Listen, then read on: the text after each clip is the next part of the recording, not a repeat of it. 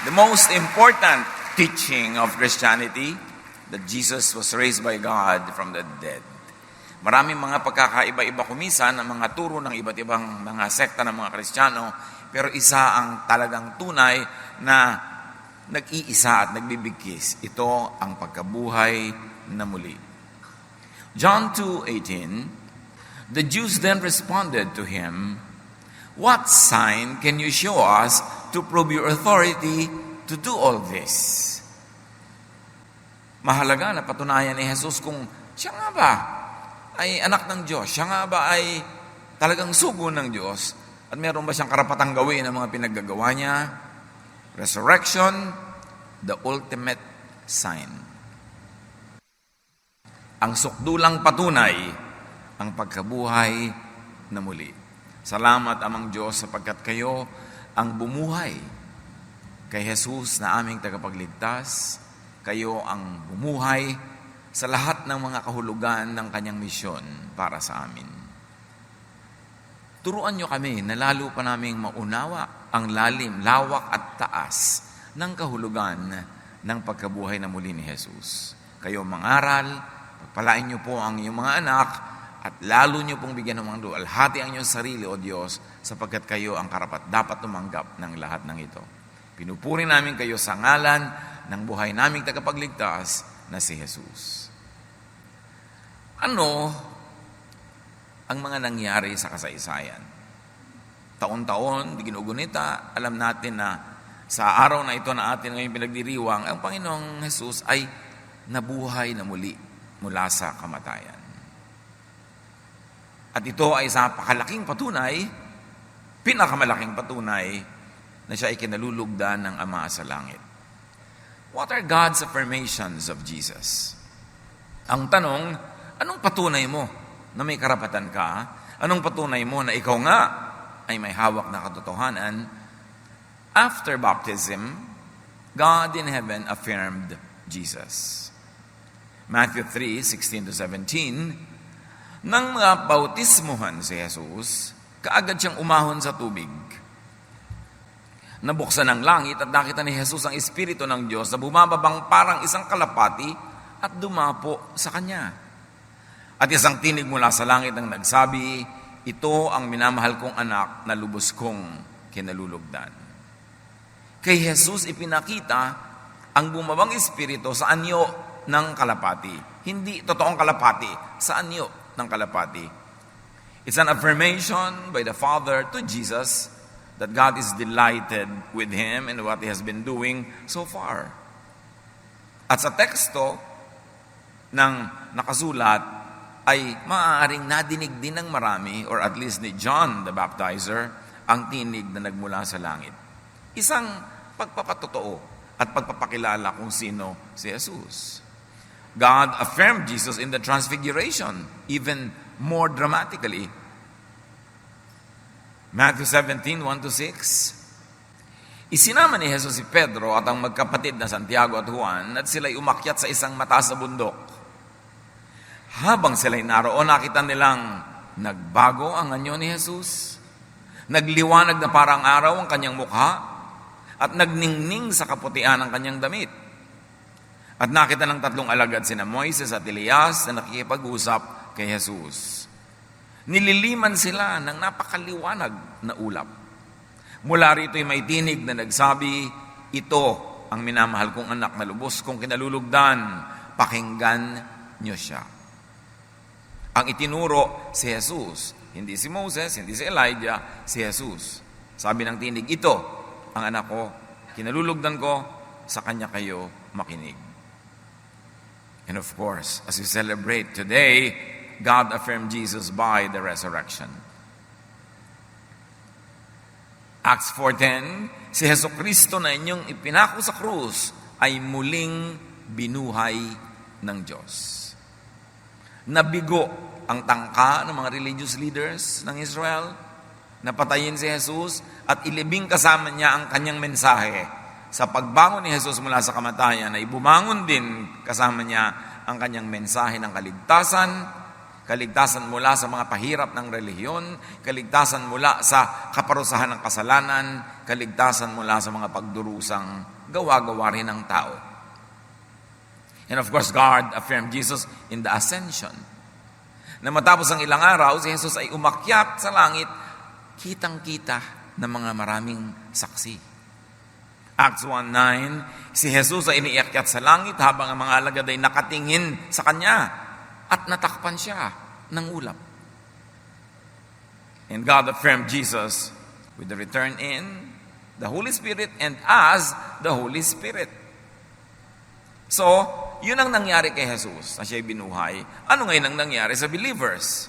John 14:16-19, sabi ni Jesus, bago pa mangyari itong pagdating ng Espiritong Banal, dadalangin ako sa Ama upang kayo ibigyan niya ng isang patnubay na magiging kasama ninyo magpakailanman. Siya ang Espiritu ng katotohanan. Hindi ko kayo iiwanang mga ulila. Babalik ako sa inyo, kaunting panahon lamang, at hindi na ako makikita sa sanlibutan ito. Ngunit ako yung makikita ninyo, sapagkat buhay ako, mabubuhay din kayo. So ipinangako ni Jesus, pag-alis ko, hindi kayo mauulila. Saglit lamang,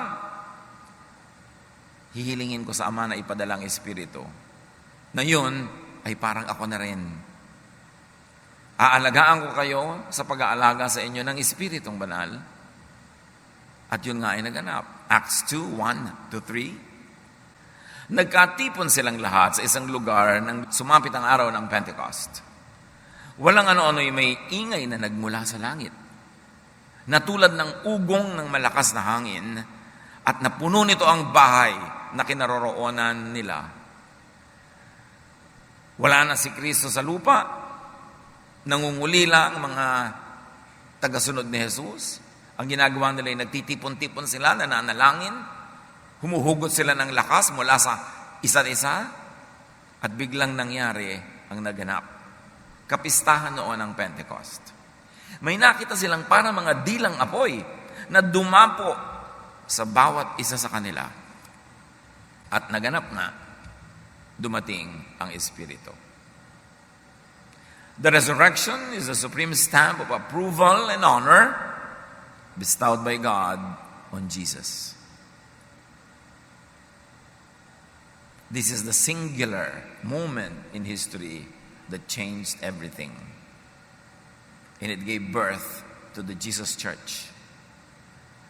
When Jesus was affirmed by heaven to be the Son of God, the Savior of the world.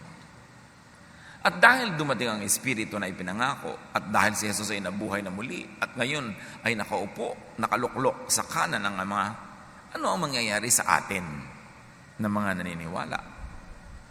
1 Corinthians 15, mahalagang suriin natin kung anong epekto sa atin ang pagkabuhay na muli ni Jesus. Malinaw na ang kwentong siya'y nabuhay, anong kahulugan nun sa atin? Si Kristo'y namatay dahil sa ating mga kasalanan. Inilibing siya at muling nabuhay sa ikatlong araw. So the church, right after the Lord went back to heaven, theologized and crystallized the meaning of the death and the resurrection of Jesus. Na ito ay kasama sa redemptive work of God, that Jesus would die in our place, that Jesus would live again in our place and in our behalf. So parang si Kristo yung champion natin. Di ba may mga champions? O maglalabanan si David and Goliath. Pag natalo si David, talo ang buong Israel. Pag nanalo si Goliath, panalo ang buong Philistine. So may champion. Sa paglalabanan ng champion, ang panalo ng champion mo o pagkatalo niya, yun din ang pagkatalo o pagkapanalo mo. Our champion won and lived again. Kaya sabi, dahil dyan, may buhay tayong walang hanggan. So inilibing siya at muling nabuhay sa ikatlong araw. At siya'y nagpakita kay Pedro at saka sa 12.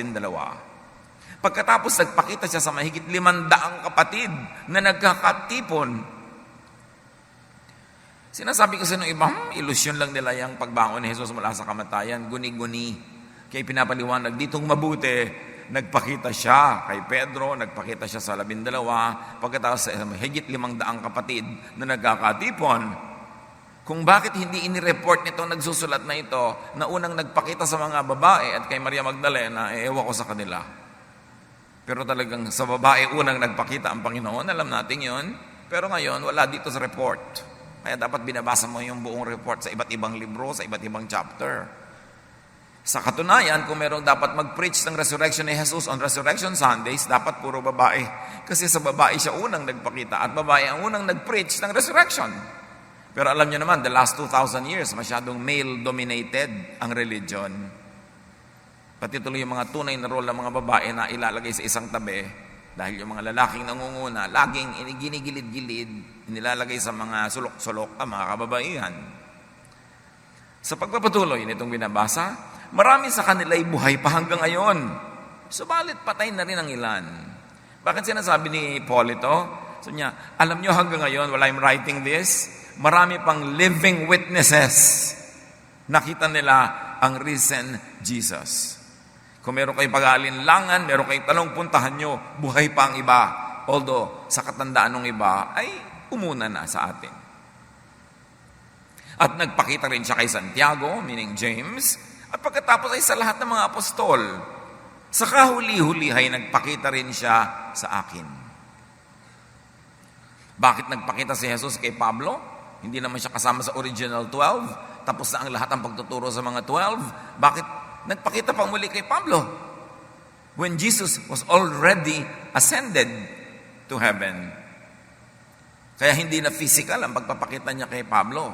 Maaaring dahil sa period na yon in the church history, inaagaw na ng mga Judaizers ang Christianity. Pinipilit na ng mga conservative Jews who had become Christians na gawing Jew uli ang bagong-bagong silang na pagkakaunawa sa Diyos, yung Kristyanidad. Pinipilit na lang gawing Hudyo ang mga Kristiyano. Kaya si Paul ang pinakamatapang at pinakamalinaw magturo against the rejudaizing of Christianity. Maaaring kaya nagpakita sa kanya, may nagaganap na sa church, ang aga-aga pa lang, nagbabackslide na sila into Judaism. Nagwawagi yung mga Judaizers sa Jerusalem at gusto nilang gapiin ang mga Gentile believers and turn them into Jews. Kaya si Pablo ang pinakamalinaw ang pagtuturo laban sa movement na ito to Judaize the Christians. Sa pagpapatuloy, verse 12, ngayon, kung ipinapangaral namin si Kristo ay muling nabuhay, bakit sinasabi ng ilan sa inyo na hindi bubuhayin muli ang mga patay? Bakit kumakalat ang balita na hindi mabubuhay ang mga mananampalataya? Kasi alam niyo yung mga Sadducees, isang sekta ng Judaism, hindi sila naniniwala sa life after death. Hindi sila naniniwala sa eternal life. At eto, pumapasok na sa mga Kristiyano mismo ang mga huwad na katuruan na ito, mga fake news. Kaya agad-agad sumulat itong concern na si Paul. Kung totoo yan, lilitaw na hindi muling binuhay si Kristo. Sa inyo, kung totoong hindi mabubuhay ang mga mananampalataya, edi hindi rin nabuhay si Kristo. And the obvious argument is, nabuhay si Kristo, therefore mabubuhay ang mga mananampalataya. At kung si Kristo ay hindi muling binuhay, walang kabuluhan ng ating pangangaral at walang katuturan ng inyong pananampalataya.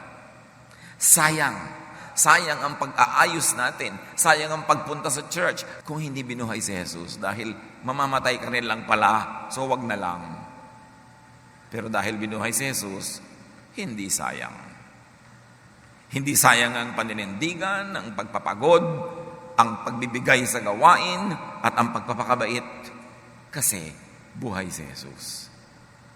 Hindi lamang yan, lilitaw pa kung hindi binuhay si Jesus, na ang lahat ng mga namatay na sumampalataya kay Kristo ay mapapahamak or napahamak. Yun ang mangyayari kung hindi talaga binuhay si Jesus. So, sumunod lang pala sila sa patay, namatay sila, di patay-patay lahat. Sayang. Kung ang pag-asa natin kay Kristo ay para lamang sa buhay na ito, tayo na ang pinakakawawa sa lahat ng tao. Sabi ko, ang effect sa inyo ni Jesus ay pang dito lang sa earthly life, kawawa tayong lahat. Biruin mo naman, nagsaserve tayo, nag-uubos tayo ng panahon sa pagsamba, sa paglilingkod, nagbibigay tayo ng ating time, talent, treasure, tinitimpi natin ang mga gusto nating gawing mali, nagpapakabait at nagpapakabuti tayo. Pagkatapos, hindi naman pala binuhay si Jesus, hindi, sayang lang ang lahat. But the argument goes backwards, na dahil si Jesus ay binuhay, walang sayang sa mga ginagawa natin para sa pagpapalawig, pagpalaganap, pagpapalago ng kaharian ni Jesus. Verse 20, ngunit sa katunayan, si Kristo ay muling binuhay. At ito'y katibayan na muling ang bubuhayin ang mga patay at mga mamamatay pa. So hindi kawawa ang mga believers, hindi lugi, hindi napahamak ang mga sumakabilang buhay na noon pa na nananalig kay Jesus. May kabuluhan ng pananampalataya, mayroong kabuluhan ng pangangaral sa pangalan ni Kristo dahil mabubuhay muli ang mga mananampalataya. Kung paanong dumating ang kamatayan sa pamamagitan ng isang tao, meaning Adam, gayon naman dumating ang muling pagkabuhay sa pamamagitan din ng isang tao, meaning Jesus. So ang usapin na dito ni Paul is racial. The whole human race fell because their champion Adam fell. But in Jesus, the new champion of the people, humanity will rise again. Sapagkat kung paano namamatay ang lahat dahil sa kanilang kaugnayan kay Adan, gayon din naman, mabubuhay ang lahat dahil sa kanilang kaugnayan kay Kristo. Binaligtad ni Jesus ang tree of temptation, the tree of sin, sa garden. May tree sa garden, dahil sa tree na yan, nagkaroon ng fall, nagkaroon ng sin, nagkaroon ng damnation. Binaligtad ni Jesus yon, ginawa ni Jesus na tree of life, yung tree of sin and temptation. John 15:5, I am the vine. Hindi baging yan, puno ang mas magandang pananagalog dyan. I am the vine, you are the branches. If you remain in me and I in you, you will bear much fruit. Apart from me, you can do nothing. Kita nyo kung paano biniligtad ni Jesus yung tree of temptation. Na pag kumain ka ng prutas doon, ikay mapapahamak. Ngayon, ginawa ni Jesus, sabi niya, ako na ang puno. At hindi lang kayo pumipitas-pitas, kayo na ang sanga. At hindi kayo pipitas ng prutas lang, kayo mismo ang mamumunga ng prutas. At ang pipitas ng inyong bunga, ang makikinig sa inyong aral, ang sasama sa inyong pag-akay, ang tatanggap na inyong mga pagtuturo at pagmamahal, sila ay mabibiyayaan din. Dahil hindi na lang kayo ngayon eater and recipient of the fruit, kayo na mismo ang bearer of the fruit for many. Can you see the reversal of the failure that happened in the life of Adam and Eve? Now this is reversed in Jesus. Binaligtad ni Jesus ang ginawa ni Adan. Si Adan ay nabigo, si Jesus ay nagtagumpay. At binaligtad ni Jesus ang nangyari kay Adan, si Adan ay namatay, si Jesus ay nabuhay. Sa pagpapatuloy ng Corinthians, subalit may magtatanong, paano bubuhayin muli ang mga patay? Ano ang magiging uri ng katawan nila? Yan ang laging tanong ng marami. Pastor, pag nasa heaven na po ba tayo, anong pagkain araw-araw? Baka yun naman ang yun, boring for eternity. Ano po kaya ang isusot ko? At yung tanong nila kay Jesus, yung naging maraming asawa dito sa lupa, sino ang asawa nila sa langit? Ang ginagawa kasi ng mga tao, inililipat lang yung buhay dito, doon sa kabilang buhay na parang everything is the same, napalitan lang yung paligid. No. Hindi dapat pinoproblema yung mga problemang yan. May mga katawan, panglangit, at mayroon namang panlupa. So yung katawan natin yan, panglupa lang yan. Nag-aalala pa yung iba, paano yung mga implants ko? Madadala ko po kaya yun sa eternity? O pag namatay po ba ako, babalik ako sa dating itsura ko bago ako nag-botox? Mga pinoproblema ng mga tao yan. Iba ang kagandahang panlupa at iba ang kagandahang panlangit. Ganyan din sa muling pagkabuhay ng mga patay, ang inilibing ay mabubulok. Ngunit hindi mabubulok kailanman ang muling binuhay. Walang karangalan at mahina ng ilibing, marangal at malakas sa muling pagkabuhay. Inilibing na katawang pisikal, muling mabubuhay bilang katawang espiritual. Ano man ang kahulugan nun, hindi binusisi. Pero isa lang ang napakalaking overriding message. Iba ka na pag bunyuhay kang muli matapos ang kamatayan ng iyong katawan. Huwag ka nang mag-alala na baka maiwan ang mga implant. Baka matanggal ang mga ikinabit mo pa naman ng mga dekorasyon sa iyong katawan dahil hindi na ganyan. Hindi man ganyan. Hindi man binusisi ang description. Isa lang ang nakakatiyak tayo. Yung inilibing na mahina, babangong malakas. Yung walang dangal ng inilibing, pilipilipit ang katawan, nangayayat, nagkasakit, nahirapan, mutilated, sometimes murdered by other people, marangal ang pagbangon. Yun ang magiging pagkakaiba. Kung may katawang physical, mayroon ding katawang spiritual. So hindi yung katawan mo na yan na physical ang dadalhin mo sa kabilang buhay, yung iyong spiritual body, which right now, nobody has any idea of kung ano yon. Ganito ang sinasabi sa kasulatan.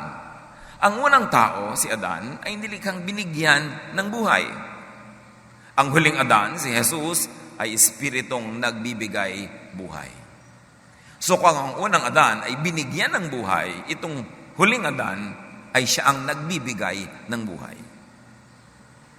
Ngunit, hindi nauna ang espiritual. Ang physical muna, bago ang espiritual. Ang unang Adan ay mula sa lupa, sapagkat nilikha siya mula sa alabok. Ang pangalawang Adan, si Jesus, ay mula sa langit. At kung siya nanggaling, doon siya uuwi, at doon niya tayo ipinaghahanda ng ating tahanan at makakapiling natin siya at ang Ama forever. Ang katawang panlupa ay katulad ng nagmula sa lupa. Ang katawang panlangit ay katulad ng nagmula sa langit. So mula nung pinanaligan mo si Jesus, pinapasok mo siya sa iyong buhay, sa iyong puso, sa iyong espiritu, nakiisa ka sa Kanya, naging dalawang tao ka na. Yung tao na galing sa lupa at yung tao na galing sa langit. At pag namatay ka, ang mamamatay ay yung galing sa lupa at yung galing sa langit ang mabubuhay na muli at siya ang babalik sa Diyos. Kung paanong tayo naging katulad ng taong nagmula sa lupa, matutulad din tayo sa taong nanggaling sa langit. Ito ang ibig kong sabihin, mga kapatid. Ang binubuo ng laman at dugo ay hindi maaaring makibahagi sa kaharian ng Diyos. At ang katawang nasisira ay hindi maaaring magmana ng hindi nasisira. Hindi pwedeng ikaw na ikaw yung babangon. Isang hiwaga ang sinasabi ko sa inyo. Hindi lahat tayo ay mamamatay. Ngunit lahat tayo'y babaguhin. Sa isang sandali, sa isang kisap mata, ang mga patay ay muling bubuhayin at di na muling mamamatay. May dalawang pagtingin sa application ng katuruan na ito. Yung one corporate, one time, big time raising of all the dead at meron din namang individual. Kailan ka binubuhay na muli? Pag ba namatay ka, maghihintay ka pa na ang lahat ay mamatay at sabay-sabay buhayin? O pagkamatay mo, individually ay binubuhay ka ng muli? Parehong tantalizing and promising ang alinman sa readings na yon. But there is only one thing clear. Basta't namatay ka at na kay Jesus ka, bubuhayin kang muli. Sabi ng iba, paano naman po kung pagkamatay ay yung pala, hihintayin ko pa yung pagbangon ng lahat ng sabay-sabay na namatay? Di ang tagal-tagal naman po noon. Patay ka na nga, ba't ka matatagalan? Ikaw ba pag natulog, tapos 8 hours kang natulog, habang natutulog ka ba, sabi mo, ang tagal naman, tulog pa ako, kailan kaya ako gigising? Di ba pag gising mo sa umaga, ay, akala ko kapipikit ko pa lang, umaga na pala, sarap ng tulog ko. Di ganun din yun, kung sakaling sabay-sabay pala ang pagbangon, at natulog ka dyan ng 1,000 taon, hindi mo naman alam dahil tulog ka. Isang reading yun, kasi hindi talaga can-clarify. But I really love the second reading. Na individually, when you die, you are raised from your death by God.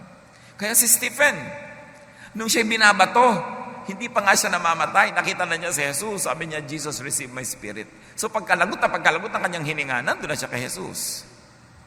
Napakasarap isipin. At napakaraming verses na nagpapatunay na yun ang mas tumpak at mas magandang kahulugan. Kasi sabi sa John 5:24, when you believe in Christ, you are moved from death to life. You will no longer die. At ang kausap siyempre, yung espiritu mo, hindi yung katawan mo. Because that body will die. Pero sabi sa spirit mo, you will not die. In fact, kung mahirap ang buhay, mabuti pa nga ay mamatay na yung katawan para yung espiritu mo makalaya na at mapunta ka na kay Jesus. Ay naku, kahit po mahirap dito, saka na lang. Mas gusto ko pa rin dito. Which is natural because this is the only life we know. Kaya kahit na pupunta ka na sa Diyos pagkamatay, to die is gain, pero gusto mo pang mag-to live is Christ. Because you don't know any other life at this moment. So you will cling to this kind of life as long as you can. And I think that is a God-given desire to live, because to live is to enjoy God's blessings. At sabi pa, pagpapatuloy, babaguhin tayong lahat. Ang ating katawang nabubulok ay mapapalitan ng hindi nabubulok. At ang katawang namamatay ay mapapalitan ng katawang hindi mamamatay. Kapag ang nabubulok ay napalitan ng di nabubulok, at ang may kamatayan ay napalitan ng walang kamatayan, matutupad na ang sinabi sa kasulatan, nalupig na ang kamatayan, lubos na ang tagumpay. Nasaan o kamatayan ang iyong tagumpay? Nasaan o kamatayan ang iyong kamandag? At ang sagot, wala. Inalis ni Jesus ang kamandag. Kung merong ahas na tumutok-sok kilada na diba, at may kamandag siya, pinalitan na ni Jesus ang puno at siya na yung nandun. Kaya nga inihalin tulad siya doon sa ahas ni Moses, na siya ngayon ang nandun sa tree. Nung panahon ni Moses, pag tinuklaw ka ng ahas number 1, titingin ka doon sa bronze ahas number 2 at ikaw ay gagaling at mabubuhay. At ngayon, tinutuklaw-tuklaw tayo ng ahas number 1 pero titingin ka sa ahas number 2, si Jesus, at tayo ay mabubuhay na muli. Hindi ko mo ahas bad. Remember, Diyos din ang lumikha ng ahas. At kahit si Jesus, tinatawag na lion, kumisan ginagamit yan for Satan, pero ginagamit din kay Jesus, Lion of Judah. So, okay, natatakot sa mga words sa ahas, lion. Pag in-apply lalo kay Jesus, maganda ang meaning nun. Ang kamandag ng kamatayan ay ang kasalanan, at ang kapangyarihan ng kasalanan ay nagmumula sa kautusan. So sabi, alam niyo kung bakit kayo mamamatay? Dahil sa kautusan. Kasi hindi niyo nasusunod. Pero dahil tinanggal ni Jesus ang kautusan, tinupad niya ang lahat ng requirement nito in our behalf, at tinanggal na niya ang talab nito sa atin, hindi ka na mamamatay kasi wala lang kautusan eh. Yun ang ginawa ni Jesus. Magpasalamat tayo sa Diyos na nagbibigay sa atin ng tagumpay sa pamamagitan ng ating Panginoong Jesucristo. Pinagtagumpayan ni Jesus ang kautusan. Akala ng iba, pag sinabing binigyan ka na ni Jesus ng tagumpay, laban sa kasalanan. Ibig sabihin ay hindi ka na magkakasala, lagi kang mananalo, lahat ng temptation, talo mo, lahat ng mabuti lang ang gagawin mo, hindi ka nagagawa ng mali. Tapos sa totoong buhay, alam nyo namang hindi yun na nangyayari. Kahit na Kristiyano ka, dasal ka ng dasal, serve ka ng serve, talagang natutokso ka pa rin pamisa-misa, nadadapa ka, nagkakamali ka. So lahat tuloy ng mga tao sabi ko, failure ako, kawawa naman ako, baka parusahan na naman ako ng Diyos. Kasi mali ang pagkaunawa natin doon sa tayo'y nagtagumpay na laban sa kasalanan. Hindi ibig sabihin, hindi ka na magkakasala. Ibig sabihin, in the legal courtroom of God, hindi ka na magkakasala kasi tinanggal na yung law. Bakit ka pa magiging lawbreaker kung wala ng law? Hindi ka magiging perfect in your action. You are made perfect by your incapacity to commit sin because there is no more law that makes you sinful. At yun ang lalim ng kahulugan ng napagtagumpayan ang kasalanan. Yung iba kasi, born again ka na, Christian ka na, hindi ka na magkakasala. Mawawala na ang desire mo maglasing, magsigarilyo, mawawala na yung mga selfishness mo, mawawala na yung mga lust at kung ano-ano mo pa. Tapos alam mo naman sa totoong buhay, hindi naman, nandun pa rin. So you feel guilty for something you should not feel guilty about. because you are taught wrongly and you think wrongly about what it means to be victorious over sin. Our victory over sin is not what we do or don't do. It is what Jesus had done. And when you believe in Jesus, what He has done applies to you. You become the beneficiary of His death and resurrection. That's why you are victorious over sin, not because you are sinless, but because Jesus and His blood makes you clean. Romans 8, 1-2, therefore, there is now no condemnation for those who are in Christ Jesus. Because through Jesus Christ, the law of the Spirit who gives life has set you free from the law of sin and death. Ito kasing si Paul, pag nagdi-discuss, mahirap sundan yung grammar niya eh. Pero isa lang ibig sabihin niya, hindi na kayo uusigin pa kasi pinalaya na kayo ni Jesus. Yung dating spirit of the law that applied to you, therefore you are condemned, is now replaced with the spirit of love of God through Jesus. So there is now no more condemnation for those who believe in Jesus, although in actual life, marami ka pa rin mga kabalbalan dyan at mga pagkakadapa at pagkakamali-mali.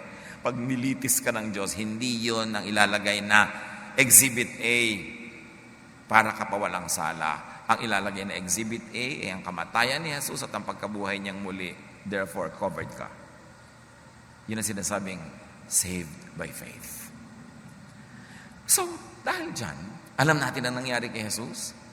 Alam natin ang nangyari sa mga believer. So, ano ngayong dapat mangyari sa pamamagitan natin? Kaya nga mga minamahal kong kapatid, magpakatatag kayo at huwag matinag. Huwag kayong matinag ng prospect of death. Huwag kayong matinag sa prospect of death, which is your own or the death of your loved ones. Because all believers will just reunite with Jesus. Huwag kayong matinag sa mga takot na ibibigay ng buhay. Huwag kayong matinag sa mga momentary failures that sometimes happen in your own life. Because it is not your personal victory that will see you through the courtroom of God, but it is the victory of Jesus. Kaya pwede kang panatag, pwede kang pahinga, pwede kang relaxed. Maging masipag kayo palagi sa paglilingkod sa Panginoon. Yun ang conclusion. Okay, nabuhay si Jesus na muli. Bubuhayin ka rin. Hindi ka napaparusahan. Tumanggap ka na kutakot-takot ang pagpapala. O ano ngayon ang gagawin mo? Maging masipag kayo palagi sa paglilingkod sa Panginoon dahil alam nyo, hindi masasayang ang inyong pagpapagal para sa Kanya.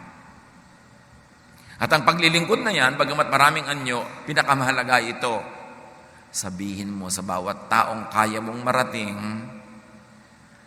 that the perfect work of Jesus, when applied to him or to her, will make him or her perfect in the eyes of God, not because he or she is perfect, but because Jesus can make you perfect in the eyes of God.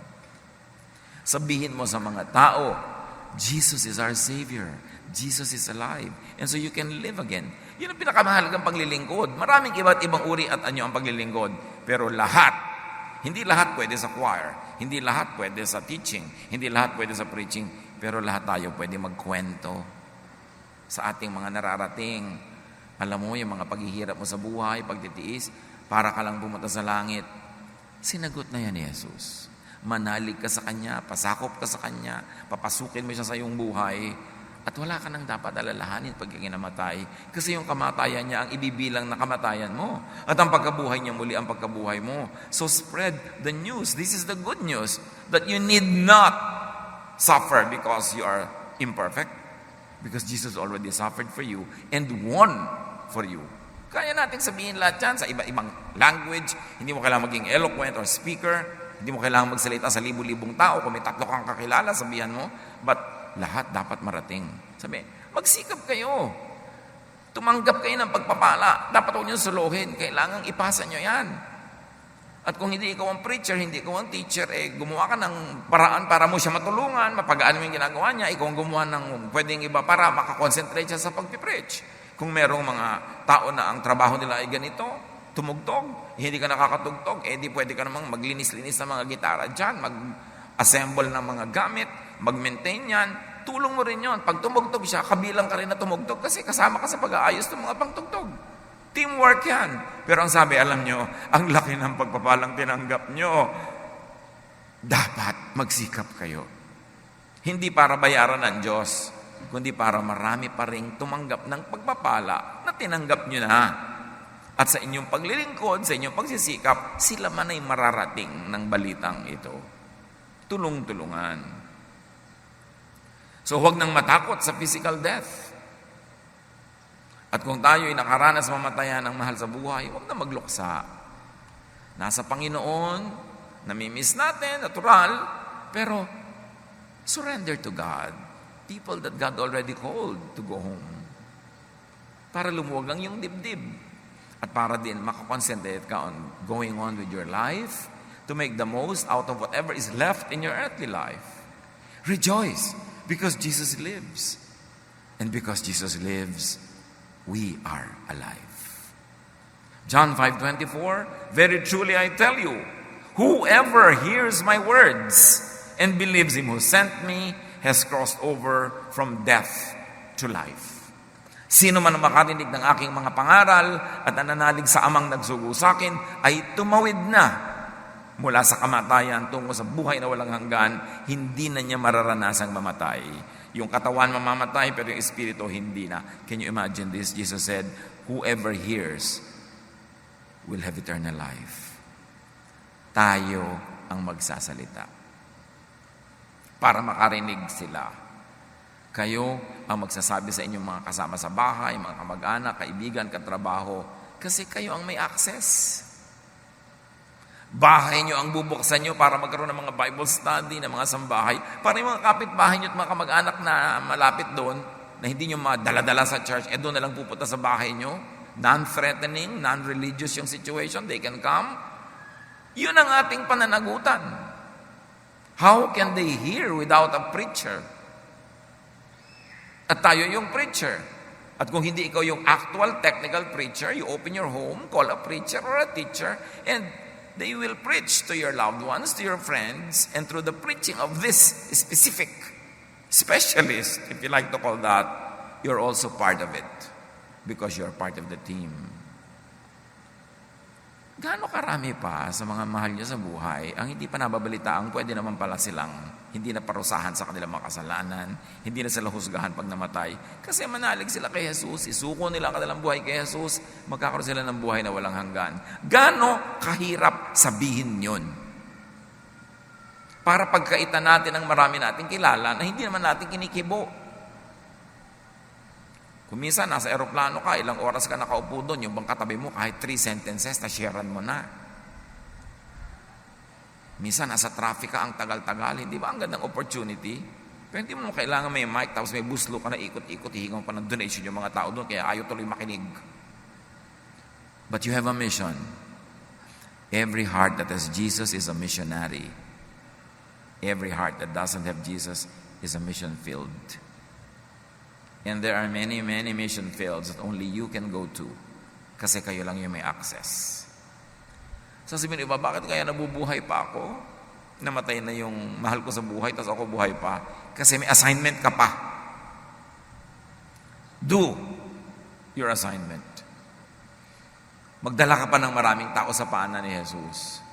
Turuan sila ng Jesusness. Hindi yung tuturuan mo sila, dadali mo sa isang religion, tapos kutakot-takot ang mga pahirap na naman ang gagawin sa kanila sa loob ng church na yun. Walang katapusang mga donasyon, walang katapusang do's and don'ts. Iko-condemn na naman sila every step of the way. Ba't pa nagka-Jesus?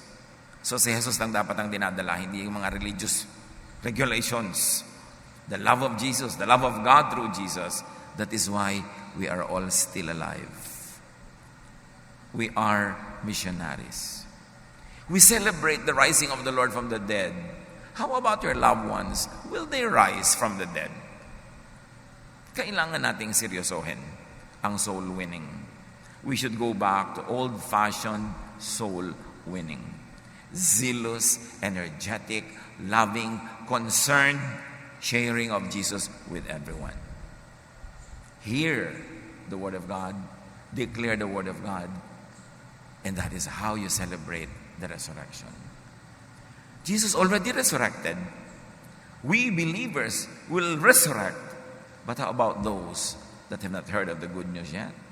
They too must resurrect. And their hearing depends on your speaking to them. Panginoon, turuan niyo po kami na hindi lang ipagpasalamat, ipagdiwang ang pagkabuhay na muli ng iyong anak na si Jesus, kundi ito'y bigyan ng practical na misyon sa aming buhay, na ipamalita, ibahagi sa marami, at nang sa gayon, lalong lumaganap ang paghahari mo, Ama, dito sa lupa, sa pamamagitan ng mga pusong isinusuko sa iyo, sa pamamagitan ng mga buhay na iniaalay sa iyo. Pagbulay-bulayan natin ito, habang ipinagdiriwang natin ang kahulugan that Jesus rose from the dead.